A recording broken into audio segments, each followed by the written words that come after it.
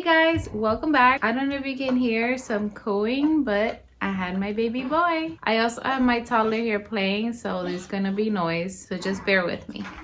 Right now at this moment, as we all know, we're going through a scary pandemic. And as I mentioned in other videos, I live in New Jersey. I'm right across the river from New York City, so things in my area are pretty bad. I'm just mentioning it because I basically had my baby right in the beginning of the quarantine. So let me start off by saying that it's completely true what they say. Your second baby comes so quick. The labor and delivery from beginning to end was 3 hours. My son, my first one, was 6 hours. So it all started March 20th, early in the morning. I had my son eating his breakfast. And I was sitting right here on the couch. I was eating, I think, toast. So my mom calls me really early. It was 9 o'clock. She's the type of person that freaks out over every little aspect of any situation. So with this pandemic, she's going insane. So every morning and like night, she's calling me, telling me these things like, oh my God, these amount of people died and this is going on and this. And I'm the type of person that I'm like, just live your life, be cautious, be healthy, wear a mask, wear your gloves, stay home, and that's it. Like, stop freaking out over every little thing because nothing's happening to you right now. Not to be insensitive and like I'm blocking off everything that's happening out here, especially in our county, because it is pretty bad here. I'm in the county that's number 2 of the highest cases and deaths, so that in itself is scary, but I'm not gonna sit here and dwell on it. Like, I have kids to make happy, I have kids that I have to feed and play with and change diapers, and I can't be thinking about that my entire day. So she was giving me my daily call about that, and out of nowhere, I'm in the phone call. I'm like, Mom, please stop. You gotta stop thinking about all of this. And pop, my water broke. My water did not break with my first, so I wasn't expecting it.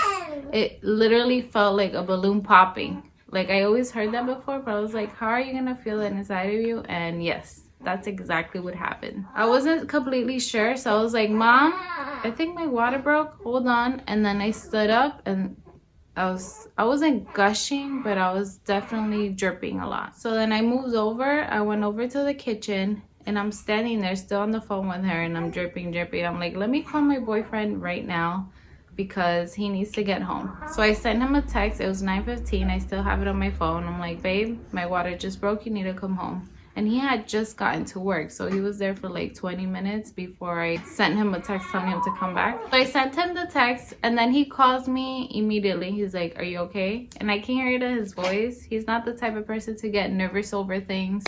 He's like, a matter of fact, let's do this, let's get it over with, and let's deal with it. He was fine, but I can hear like a little unease. And I was like, you don't have to rush. It's okay. Don't worry about it. Just get home and we'll go to the hospital. Luckily that day, my mom had called me, and like I was telling you, she was talking to me about all these things. She had actually called off because she was going to do something. So I was like, Mom, forget about what you're doing and come home. You need to watch Noah. So she came home. She got home at the same time as my boyfriend. He like flew here. He got here in like 15 minutes when it usually takes him about 30 minutes to get home. While I'm waiting for them to get here, I'm doing my hair. I'm getting my makeup done a little just to look presentable. I didn't want to look a hot mess. So I had that done. By the time they both got here, I was ready. I had actually packed my bag a few nights before, and I was actually gonna make a video the night before or the day of what's in my diaper bag, and it just all went out the window. By the time he gets here with my mom, I'm already like done with my hair. I have everything done. I'm ready to go. He just gets home, he changes, grabs his stuff, and we leave. We did everything super quick. By the time it was like 10ish, I was at the hospital already. So when we walked in, it was like a ghost town. I was a little scared just walking in. There was nobody in the lobby, only like 2 people, and they had masks and gloves on, and they were like screening every person that was walking in.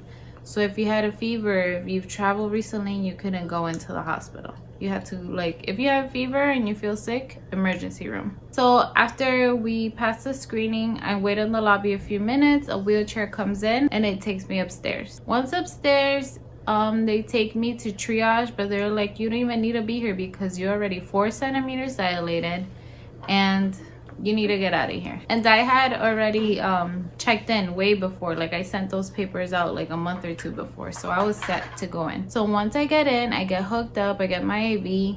I had like the worst experience with that hospital. Like their bedside manner was horrendous. I didn't want to cause any problems, and on top of that, I was just too worried about me, about what was going on, that I thought about everything after. But the bedside manner was horrendous. Like I felt like she had an attitude, or she was tired. I don't know. I get that the nurses are so overwhelmed and tired with everything that's happening, but I just felt like I had the worst attention ever with her. So she was checking me, asking me a million questions. She was like, go pee over there. Like really mean. It wasn't even like nice. Like she wasn't even trying to be nice at all. I lay down, they put the IV, they start putting in the monitors and everything. And immediately I start having contractions like back to back. Like they weren't stopping. With my son Noah, they were coming in waves. Like it would be strong, it would stop, I'd be able to talk a little, and then it would come again. This time it was like they were huge. Like you can see it in the machine. Like the contractions were just huge. And she was even saying it, that she was like, are you okay? Like, do you feel these contractions? Because I wasn't screaming or anything. I was just like breathing it out. And at first, like I was handling it well, but then it turned out so bad. So as soon as they tell me that I'm 4 centimeters, I'm like, I need the epidural because I know this is about to get worse. They tell me, okay, the anesthesiologist is with 1 or 2 other patients and then you're next. I was not expecting things to progress so quickly. About half an hour later, I start having these crazy contractions that I'm like, at this point I'm crying and I'm holding on to my boyfriend, and the nurse just comes in and I'm like, whatever, like not even acknowledging me, just writing down her stuff, walking back out, and I'm having these crazy contractions and I'm like, when is this doctor coming? So finally the anesthesiologist walks in and they start telling me to turn in the bed, grab a pillow, and they tell my boyfriend to walk out. The second they tell to walk out and I hunch over like this on the pillow, I'm like, no. I even put my foot on like the machines that were on the side of me on the table, and I'm like, no, I can't. And I see the anesthesiologist like halfway in the room with his cart and everything, and I'm like, no, I can't, I have to push. And immediately they start screaming, they call in the doctor, they're like, doctor, I even forgot his name, but he's like, you need to come in now, she's ready to push. And he's like, okay, let's get this done. He runs in, she comes back in with 1 other nurse, and I just start pushing. She just tells me, like, I started kind of screaming. I wasn't screaming like crazy, I was just making loud sounds, and she's like, you gotta hush, you can't be doing that because you're just gonna make this harder on yourself and we're gonna be here forever. Like, why would you tell me that? I get it, I know that screaming doesn't help the situation, but I couldn't help it. At that point I just couldn't help it.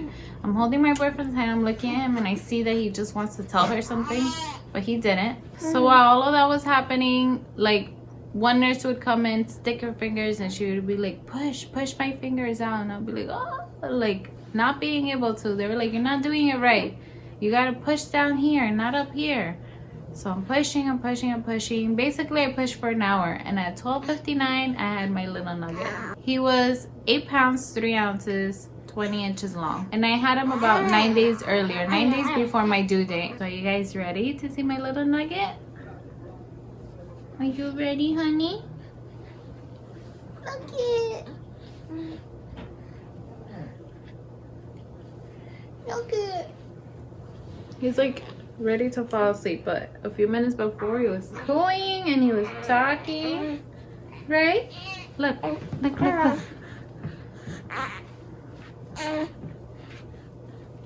Say hi. Hi, world.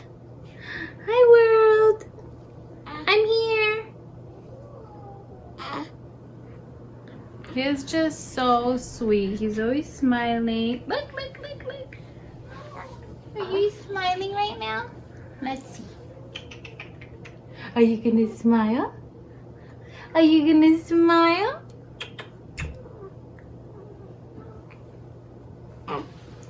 Are we smiling today?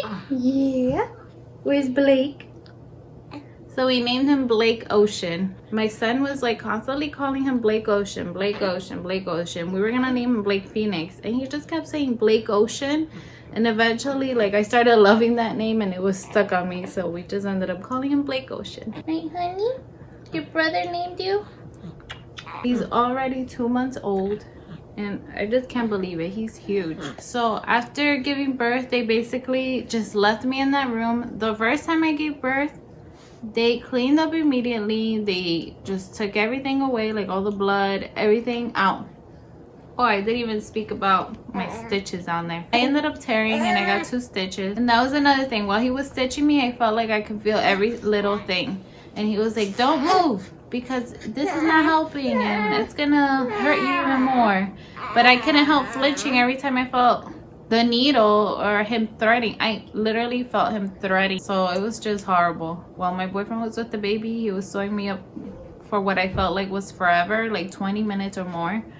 And that was just not good compared to my first one, but he was so much faster. So like I was saying, they all left and they just left me there with the baby. They didn't even clean up. My boyfriend was like, there's blood all over the floor. And I was like, is it my blood or someone else's? Like from the person before me. He was like, no, it's yours. They just haven't cleaned anything up. We ended up waiting there for like 2 hours in that room before they even took us to recovery. And with my first, they like picked up everything super quick and I was moved to the next room and I was able to cuddle and be with my baby like all clean and in peace. But not this time. So eventually they comfort me and they take the baby and we go to the recovery room. We were only there for a day because of everything that's going on. They suggested, and we also wanted to leave, but they were like, it's better if you guys are not even here because it's not good what's going on in the hospital. So my boyfriend that day, he had left to grab some stuff, and when he came back, they were like, you better be back by 8 o'clock because there's a quarantine that's starting. I think it started a few days before. Like people couldn't be out at 8 o'clock, and they're like, if you come back before 8 o'clock, make sure you go through the lobby and come on time, because if you don't, the doors will lock and you'll have to go in through the emergency room, and you don't want to do that right now because at that point the emergency room was packed with people having the virus. Another thing that happened was that we couldn't have any visitors. I just had him, and we didn't have a photographer. Usually the hospital, like, they'll bring a photographer in and offer you some pictures. We couldn't even have that done. So I'm pretty bummed out about that, but it's better to be safe. But here he is again. So Blake was born March 20th, 2020, 8 pounds, 3 ounces at 12:59 p.m. His brother is just so happy. He loves him so much. He helps me so much with him. Like the second he cries, he's like, it's okay, don't worry, right? You help me with him?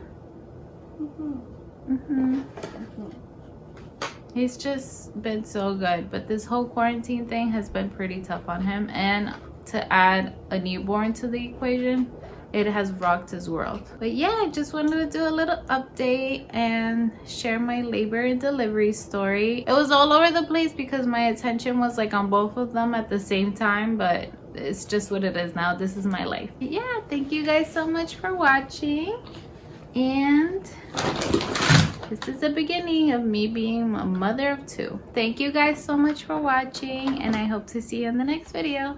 Bye bye.